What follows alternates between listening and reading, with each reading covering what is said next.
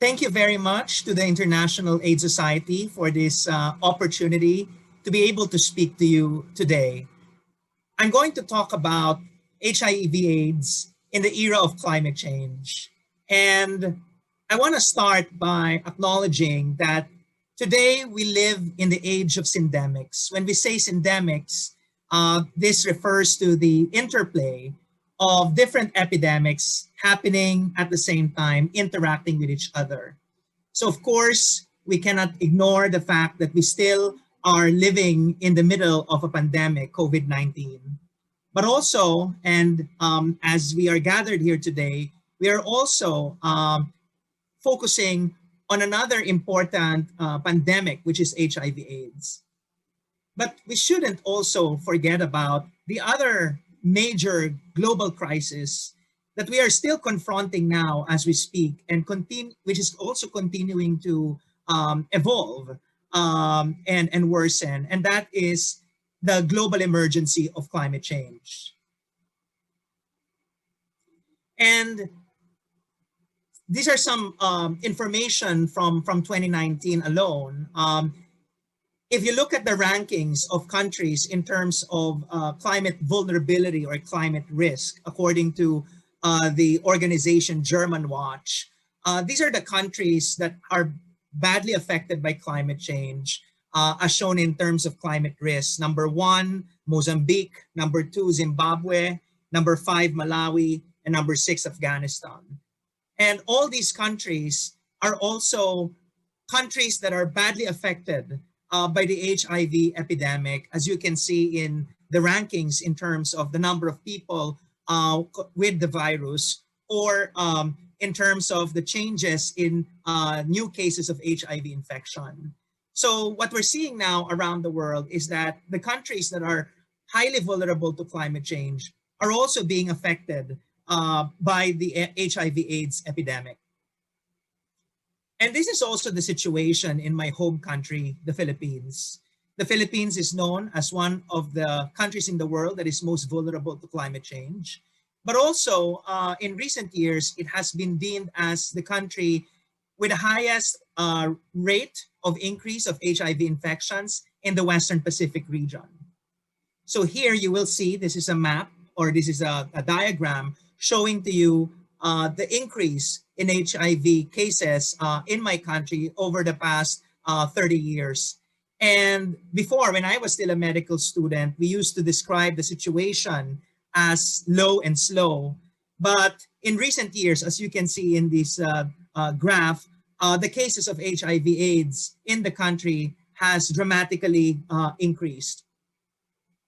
And as I've also said already a while ago, the Philippines is also a hotspot for climate change. This is the map of Southeast Asia, the region where the Philippines is located.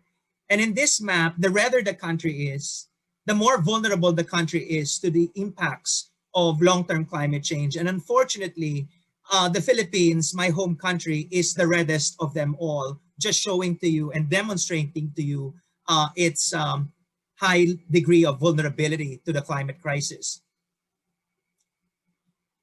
We know that climate change as a threat multiplier will be affecting health in so many different ways. So this diagram from the Lancet Climate and Health Commission shows to you that there are many different pathways by which climate change affects human health, whether through storms or typhoons or drought or extreme flooding or heat waves. And all of these climate-related phenomena will eventually impact different health outcomes, as you can see on your right.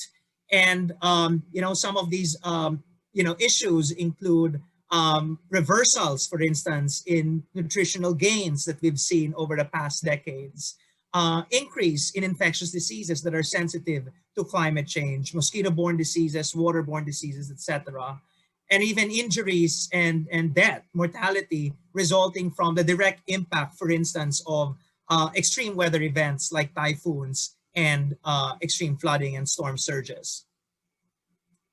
But as you remember from the previous slide, HIV/AIDS is not often thought of as connected to the climate crisis. And so this is, working, graph, a work in progress that we've developed. We've tried to identify the multiple pathways by which climate change connects or links with the HIV/AIDS epidemic. And what we're seeing is that there are at least three major pathways, which I will be talking about shortly, by which climate change impacts the health of, for instance, people living with HIV/AIDS, or affects, for instance, the ability of these communities to receive healthcare that they need. So, for example, one of the major impacts of climate change is extreme weather events. As I've mentioned already a while ago, typhoons or hurricanes, for instance, in North America, intense flooding, etc. And when we know that when extreme weather events do strike, there's so many disruptions that happen in society, in the communities. So, for example, it can result to crop failures, leading to massive food insecurity. And we know that good nutrition is vital for the improvement of the quality of life, for instance, of people living with HIV/AIDS, among other vulnerable populations. Of course, when typhoons and other extreme weather events also do occur, communities are forcibly displaced from their habitations, and this forced migration will lead to a lot of disruption, for instance, in relation to food insecurity, food access, but also access to essential healthcare. And we know that, especially for people living with HIV/AIDS, it's important that they receive consistent and sustained, healthcare and medications in order to ensure that they have a high quality of life and good health outcomes. It's not just the extreme weather events related to climate change that will jeopardize the health of communities affected by HIV/AIDS. There are also other slow onset effects related to climate change that we should be concerned about. So, for instance, changes in temperature and precipitation can also drive the reemergence of existing and old climate-sensitive infectious diseases, such as dengue and other mosquito-borne diseases, waterborne diseases as well. But also in coastal areas, for instance, in countries like the Philippines, an archipelago of more than 7,000 islands, we are now seeing the impacts of sea level rise, again, resulting from climate change, from the melting of the ice caps. And this sea level rise will lead to the intrusion of seawater into freshwater sources, which can lead to increasing salinity of drinking water. And there's growing evidence that intake of water that is high in salt can also lead to a wide range of health outcomes, such as high blood pressure, kidney stones, and others. And of course, with a growing insecurity related to climate change in the long run, there is also the huge potential for mental stress and climate anxiety, which we're already seeing in some of the communities, for instance, here in the Philippines and in other climate vulnerable countries. And we know that mental health is also vital to ensure that people living with HIV/AIDS and other communities do have a high level of mental well-being and emotional well-being, which eventually will lead to a higher quality of life. And another pathway or route by which climate change is going to affect, communities affected by HIV/AIDS, albeit indirectly, is through ambient air pollution. We know that the sources of greenhouse gas emissions are also the sources of ambient air pollution, particulate matter, and other toxic substances. And ambient air pollution has already been shown to affect, for instance, the health of people living with HIV/AIDS. In some, as you can see on the screen, it affects cardiovascular disease outcomes. It increases the susceptibility to opportunistic infections such as P. giravechi, and also affects neurocognition for instance, as shown in one study among adolescents with HIV/AIDS. So, these are just some of the outcomes, the negative health outcomes that are being seen in populations affected by HIV/AIDS who are also exposed to high levels of air pollution. And so I just gave to you a glimpse of the myriad health consequences of climate change, of course, to the general population, but also more specifically to communities affected by HIV/AIDS. And, right now we are concerned about the first wave, the second wave, the third wave of COVID. I think we should also be equally concerned and bothered by the long-term health consequences, not just the waves, but the future tsunamis of health consequences that climate change will bring about if we don't get our acts together now. And as you remember, this graph has been, very much popular and circulated over the past year. We need to flatten the curve of COVID-19. I think that this is also, this should also be the mantra in terms of addressing the climate crisis. We need to flatten the curve of our ecological footprint, of our carbon emissions, if we want a healthy planet in order to improve the health of our human populations. And the major difference between the COVID curve and the climate curve is that the health system's capacity can be increased. We can add more beds, hospital beds, buy more medicines, recruit more nurses and other health workers. But unfortunately, the Earth's capacity is constant, unchangeable, and non-negotiable. So the only option that we have is to really act on climate change in order to improve the health of populations now and in the decades to come. And so I would like to invite the HIV/AIDS scientific community to embrace what we now call a planetary health approach. And a planetary health approach recognizes the inextricable link between the health of people and the health of the planet. And as a physician, I always say that right now, I already have 2 patients, not just people, but also the planet as well. And in the era of planetary health, we need to make massive changes in our healthcare system, including in the way we respond to the health needs of communities affected by HIV/AIDS. We must make sure that in the 21st century, in the era of planetary health, our health systems are not only universal, which remains to be an unfinished business in our sector, but also high value. We want patients to leave hospitals and health systems not just healthier, but also happier because they are satisfied with the healthcare that they receive. It's safe, it's high quality, it's also affordable and responsive. But also in the era of planetary health, we need to make sure that our health systems are climate smart. And climate smart is the convergence of being adaptive to the effects of climate change, but also not contributing to the exacerbation of the climate crisis by reducing our own emissions, as what I've mentioned a while ago. And so we need to be climate resilient. We need hospitals and health facilities that are disaster ready, low carbon, but also green and sustainable. And we want also in the era of COVID-19, which is part of this planetary health story, that our health systems are pandemic resistant. We need to make sure that this is the last pandemic and that in the future, we're able to detect early, respond quickly, with resources ready, and can usher a faster and better recovery.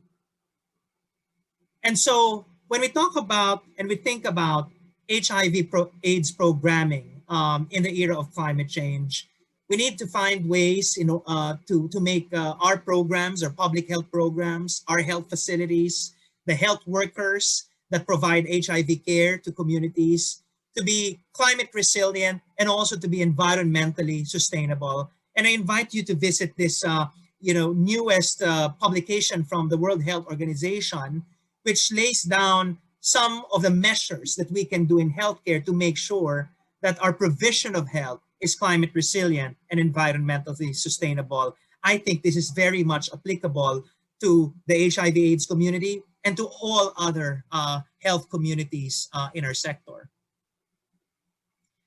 And as I've already mentioned a while ago, we also need to reduce our own emissions. And this is a new report that I had the privilege of co-authoring, a roadmap for decarbonizing the health sector. And we can only do that if we adopt green and sustainable healthcare as part of universal healthcare, which we call green UHC. And a green UHC system will reduce the emissions of the health sector, but also will make sure that there is a healthy planet for all peoples, including patients and communities affected by the HIV/AIDS epidemic. And here, we can also lead as a sector in calling for broader mitigation efforts in other sectors outside the health sector, in the energy sector, in the food and agricultural sector, our transport systems, and the way cities are being designed. All of these need to reduce their emissions in order to achieve the goals of the Paris Agreement, in order to stabilize the climate, which eventually will lead to a lot of a wide range of health co-benefits, both to physical and also to mental health. And this will benefit all of our patients, all of our populations, but more specifically, our communities affected by the HIV/AIDS epidemic. And so I would like to invite the HIV/AIDS community to join us in ushering, in building the foundation towards a green, healthy, and just post-COVID recovery. We need to make sure that all our efforts from now and until this pandemic is over will lead us to a greener future, a stabilized climate, and of course, healthier and more sustainable communities. I also invite our HIV/AIDS scientific community to join us. This is a publication that we made last year in the Lancet. As we all know, we have the Hippocratic Oath, which is a pledge that we in the health professions do recite before we enter medical practice. What we did is we revised and rewrote the Hippocratic Oath to make it applicable for the era of planetary health. And so I invite you to read and to embrace and to recite this pledge. We want your community, our community, to be committed to the advancement of the planet's health, which will benefit the health of our patients and our human populations. And so we want to be this kind of doctor and health professional who is embracing, planetary health principles, protecting the climate, protecting the planet in our pursuit to also protect and advance the health of our patients and our communities. And there's so much that the climate, the planetary health movement, and the HIV/AIDS community to learn from each other and to find synergies to work together. And so I hope that this short presentation that I have given will usher this potential collaborations. We need to form a movement of movements that will bring us all together and advance our shared causes for health, for equity, for rights, for justice, and for a more sustainable planet for us and for the future generations. And lastly, and I already mentioned it, we need to adopt a rights-based approach. And I think the rights-based approach, which the HIV/AIDS community has advanced for decades, can also be helpful in achieving our goals for stabilizing the climate and protecting our planet in the long run. And I would like to read from the International Guidelines on HIV and Human Rights by the UNAIDS. In the context of HIV/AIDS, an environment in which human rights are respected ensures that vulnerability to HIV/AIDS is reduced. Those infected with and affected by HIV/AIDS live a life of dignity without discrimination, and personal and societal impact of HIV infection is alleviated. And I want to add that this should be achieved with a healthy climate and a sustainable planet as the foundation. So together, Let's advance the health of people and planet.